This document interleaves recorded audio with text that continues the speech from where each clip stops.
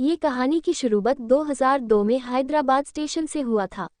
अनिकेत कोलकाता की बरसात के रहे वाला था और उनके बड़े भाई की शादी में अपने घर जाने के लिए हैदराबाद स्टेशन में ट्रेन पकड़ने के लिए ट्रेन का प्रतीक्षा कर रहा था।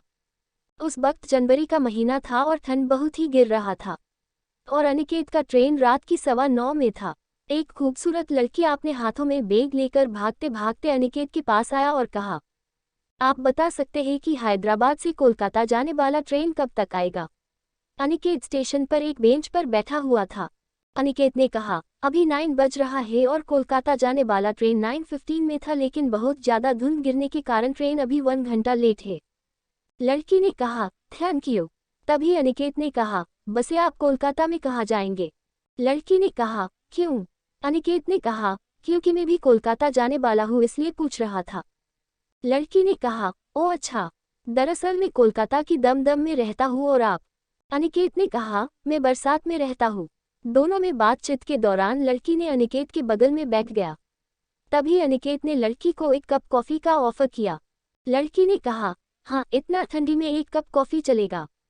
अनिकेत ने 2 कप कॉफी लाया और 1 कप उस लड़की को दिया और 1 कप खुद लिया।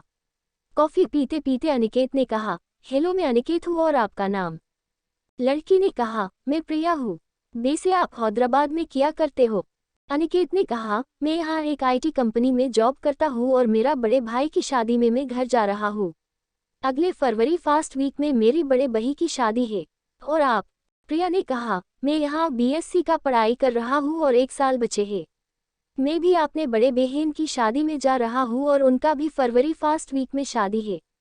उन दोनों की बातें करते करते कोलकाता जाने वाला ट्रेन आने की अनाउंस होने लगा। तभी अनिकेत ने प्रिया से पूछा, आपकी कोच नंबर क्या है? प्रिया ने कहा, AC 3 टायर B10। और आपका? अनिकेत ने कहा, AC 2 टायर। उसके बाद अनिकेत ने प्रिया से हैंडशेक किया और कहा, हैप्पी जर्नी, सियालदह स्टेशन में मिलते हैं। प्रिया ने कहा, ओके बाय। ये कहते हुए वह दोनों अपने ट्रेन की कोच में बैठ गया।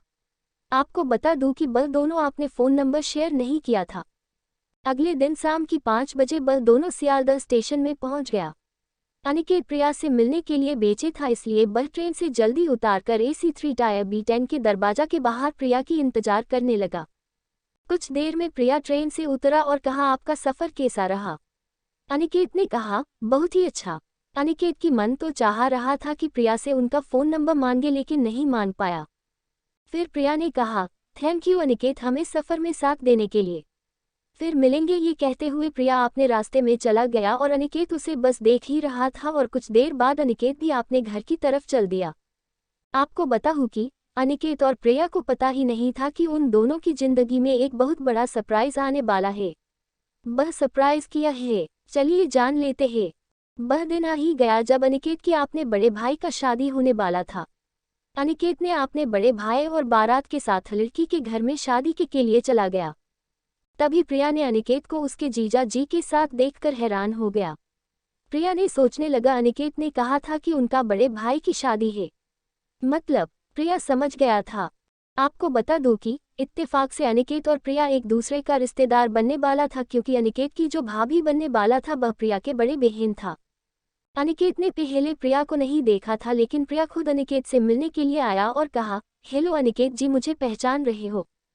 अनिकेत प्रिया को देखकर चौंक गया और कहा, तुम यहाँ और कैसे? प्रिया ने कहा, मैं भी तुम्हें देखकर हैरान हूँ, तुम यहाँ और कैसे? फिर दोनों ने अपने परिचय दिया और ताज्जुब की बात है कि वह दोनों ही एक दूसरे का रिश्तेदार निकले।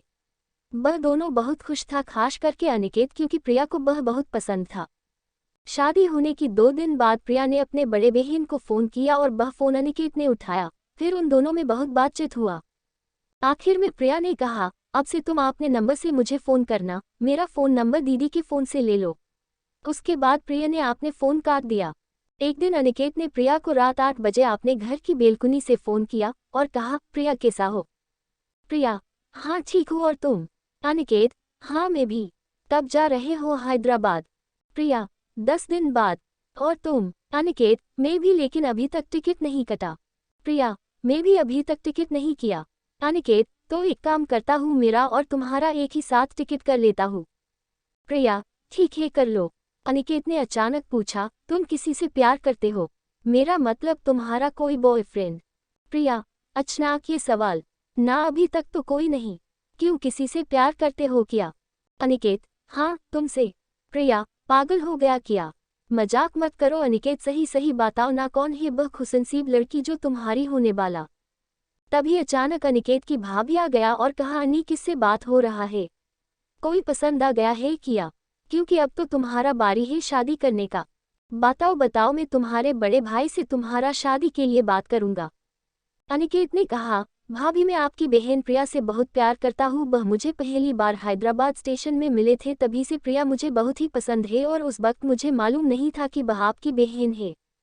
भाभी ने कहा, ये बात है, मैं आज ही मम्मी पापा से बात करता हूँ तुम्हारी और प्रिया की शादी के बारे में। भाभी ने राजी इसलिए हुआ था कि भाभी को पता था कि अनिकेत एक बहुत ही अच्छा लड़का है और प्रिया को वह बहुत ही ख्याल रखेगा और ये परिवार भी बहुत अच्छे है। हम दोनों बहन एक ही परिवार में बहुत खुश रहूंगा। अनिकेत बहुत ही खुश था। अनिकेत के भाभी ने किया और सारे बात बताए। प्रिया ने दीदी के बात सुनकर वह भी राजी थे क्योंकि प्रिया भी अनिकेत को पसंद करने लगा था। भाभी ने अपने मम्मी पापा को फोन करके सब कुछ बता दिया और उनकी तरफ से भी अनिकेत और प्रिया की शादी के लिए राजी था। प्रिया ने अनिकेत को फोन किया और कहा, अब तो खुश हो ना? अनिकेत ने कहा, मैं तुम्हें पाकर बहुत खुश हुआ, अब इस जिंदगी में मुझे भगवान से और कुछ नहीं चाहिए। और तुम खुश हो ना प्रिया? प्रिया, मैं भी तुम्हें बहुत पसंद करता हूँ और तुम्हारे साथ साथ जन्मों तक बिताना चाहता हूँ। लेकिन एक बात, मेरी पढ़ाई खत्म होने के बाद ही ये शादी होगी। राजी? अनिकेत, ठीक है बाबा, मैं भी चाहता हूँ कि तुम्हारी इतना सालों की मेहनत कुछ दिनों के लिए बर्बाद नहीं होने दूंगी। दोनों बहुत खुश थे। एक साल बाद प्रिया की पढ़ाई खत्म होने के बाद ही वह दोनों धूमधाम से शादी कर लिया। अब वह दोनों एक दूसरे को अपने जीवन में पाकर बहुत खुश हो गए। मैं उम्मीद करूंगा कि आप भी जिससे प्यार करेंगे आपने सच्चा मन से और आपने दिलो जान से मोहब्बत करेंगे ताकि आपकी प्यार आपको मिल जाए। स्टोरी कहानी अच्छा लगा तो अपने दोस्तों की शेयर करें और कमेंट करना ना भूलें। ऐसा वीडियो देखने के लिए वीडियो को लाइक करके सब्सक्राइब कर लो।